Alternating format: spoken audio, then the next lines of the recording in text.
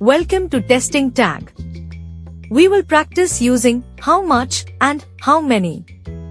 Both adjectives are used to refer to quantity, amount, and volume. We use how many for things we can count, like apples, books, or pens. How much is used for things that we cannot count, like water, money, or sugar. Read each question carefully and choose the correct answer. Let's begin.